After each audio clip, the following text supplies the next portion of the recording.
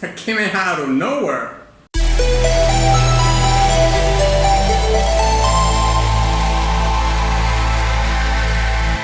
Greetings Wanderer, this is Atlas here and welcome to The Void. Today I'm going to be reacting and breaking down to the song Nocturne, Fierce Battle from SHIN MEGAMI TENSEI. This is a very special request because it comes from one of my Patreon supporters. And the name is Xerox the Beautiful. And the comment says, I really like if you could do something from SMT. My personal recommendation would be Nocturne's Fierce Battle and SMT's Force Battle B2 or Nocturne's Normal Battle. So thank you Xerox for your request and of course your incredible support. I'm gonna be picking up among all those suggestions the one that I already mentioned, Nocturne Fierce Battle from SMT 3. I have absolutely no idea what this is about. Like, this is the first time I believe that I've heard about this video game. I've never played it, never heard it mentioned, ever, nothing. I know absolutely nothing about it. So I am eager to find out what this video game is about, because it seems like it is a, you know, like a known franchise, because this appears to be like the third entrance in the franchise, and also has a fourth based on this comment. So we have 2 and 1. So without further ado, onward. Okay, Nocturne Fierce Battle from SHIN MEGAMI Tensei 3. Boom.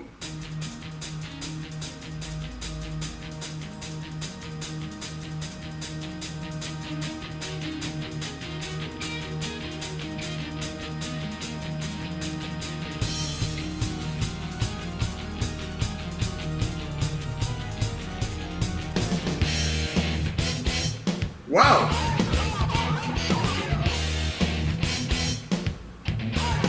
That came out of nowhere.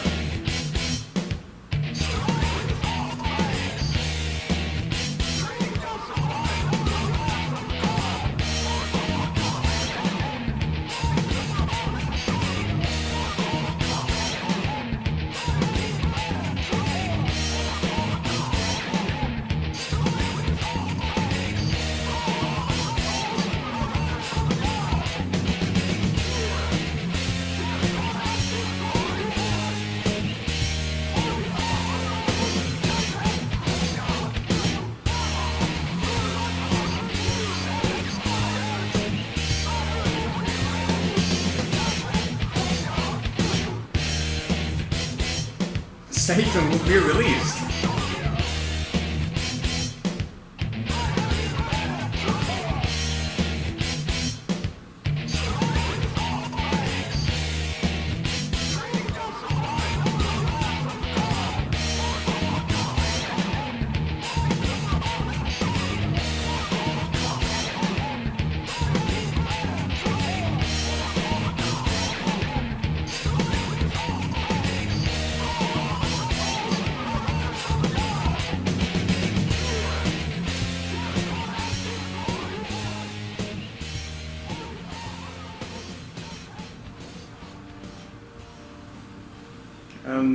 There we have it.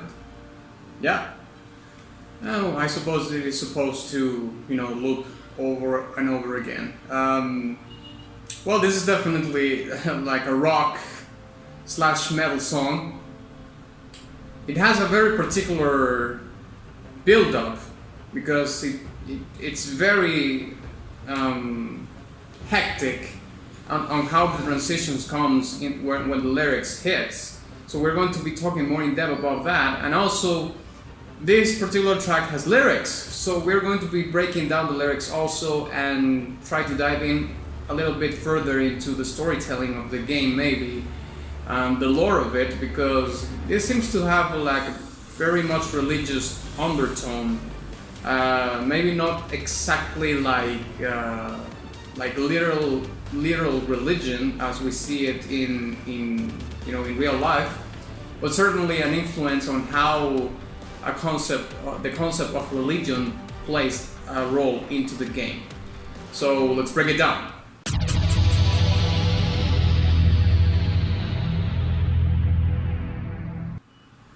Okay, before I jump into the commentary about the music itself, I would like to make a comment about the lyrics themselves, because I think that the lyrics pierce through the veil of this particular mysterious video game, at least for me, into what might be the lore, the storytelling of the game, and all these other elements that might be pertained to what's happening in this particular part of the franchise. So the lyrics I said at the beginning that were probably not so literal, and they were just trying to borrow the concept of religion to make something interesting about it in the video game itself. But I think that this is more literal than not, actually. I actually think that the lyrics are very explicit into what they're trying to say, because it talks about this oppressive supreme being that has built this state of overwhelming fear among the population or the people that constitutes this universe, the SMT universe. He tries to paint himself or herself, this deity, as the protector, but it's also like a self-proclaimed deity that claims to be the savior, the protector, but at the same time, in the lyrics and the way they are performed, there's this line that says, "I have you back to the wall." So it's a great play on the word, on the sentence, because it plays to the supposed rhetoric of this self-proclaimed savior.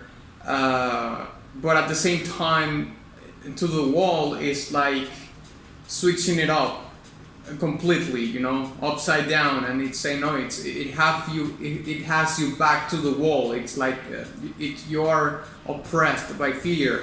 Now there's another line in the lyrics that says, "One more God rejected." So I believe that somehow in the lyrics they're trying to communicate or portray that in this universe there has been like other either false gods or actual gods that were trying to portray themselves as the saviors, and the protectors of humanity or whatever it may be, but they turned out to be like these fear mongers and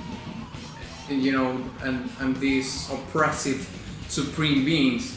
And that line, "One more God rejected," is like the actual oppressed people expressing like their feeling towards this supreme being, or at least this self-proclaimed deity, because I don't see anywhere in these lyrics that they are actually like worshipped out of their own will. It's like everything is forced and everything is like a very oppressive, like a tyrant queen ruling over them.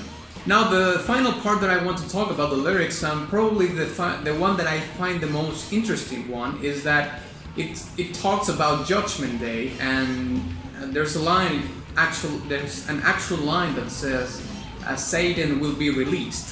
So this, of course, is like a straight borrowed from Christianity and the apocalypse and the end of days, the Judgment Day, where humanity is going to be judged by God. They're using like that exact parallelism into the game, but if you kind of read in between the lines on what was happening before, the premise that we have before, it's like the God says that judgment will be brought onto humanity or something like that by releasing Satan and doing whatever he wants with humanity, but at the same time they are denouncing that this God is one that they reject. So they might actually find the the release of Satan like an actual blessing.